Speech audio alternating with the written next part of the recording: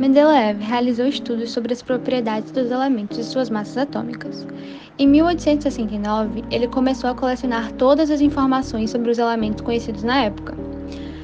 Os dados eram anotados em cartões, os quais eram fixados nas paredes de seu laboratório. E conforme observava alguma semelhança, mudava a posição dos cartões. Em meio à sequência de cartões, existiam espaços vazios, e Mendeleev compreendeu que tais lacunas eram destinadas à descoberta de novos elementos no futuro. A organização dos elementos foi apresentada por Mendeleev à comunidade científica e deu origem ao que atualmente conhecemos como tabela periódica, na qual os elementos estão dispostos em filas horizontais, de acordo com as massas atômicas crescentes, e também colunas verticais com os elementos de propriedades semelhantes. E a previsão de Mendeleev quanto às propriedades dos elementos a serem descobertas estava certa. A prova concreta surgiu com a chegada dos elementos galhos e germânio. Eles foram posicionados na tabela justamente onde Mendeleev predeterminou, ou seja, suas propriedades já eram conhecidas. Johann Wolfgang Dobereiner foi um químico alemão, mais conhecido pelo trabalho que prenunciou a lei periódica para os elementos químicos inventando o primeiro isqueiro, que ficou conhecido como a lâmpada de Dobereiner.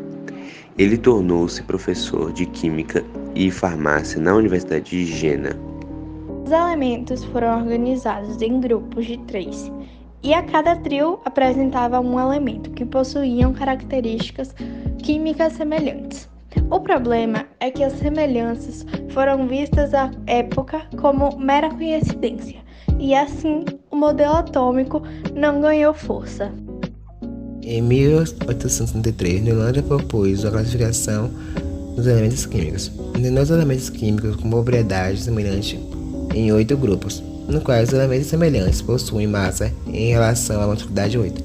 Esta era uma lei das oitavas, que buscava a ordenação dos elementos químicos seguindo exemplos das notas musicais, como as notas musicais Dó, Ré, Mi, Fá, Sol, Lá, Si, Dó.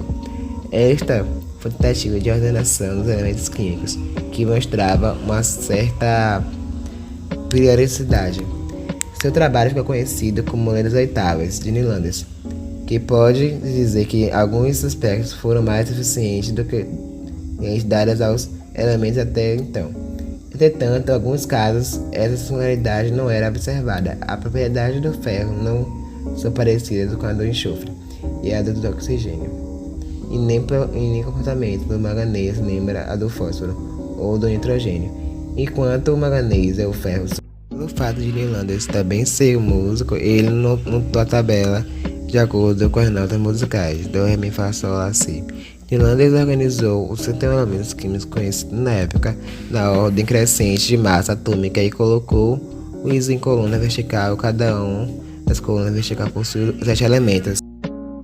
Jean Courtois sugeriu que suas propriedades estariam em direta relação com a posição em que os elementos ocupavam na sequência. Entretanto, as regularidades encontradas por ele não poderiam ser observadas para todos os elementos. Por exemplo, os elementos químicos boro, bélio, lítio, da mesma forma que os elementos alumínio, magnésio e sódio, encontram-se em uma mesma geratriz, o que deve conferir semelhanças em suas propriedades. Entretanto, por isso, a principal razão da refutação de seu trabalho não concentrava-se apenas na questão experimental, mas na excessiva complexidade de seu trabalho, talvez pelos métodos da sua época. E também torna-se relevante mencionar que seu sistema também incluía compostos, e não apenas elementos químicos puros.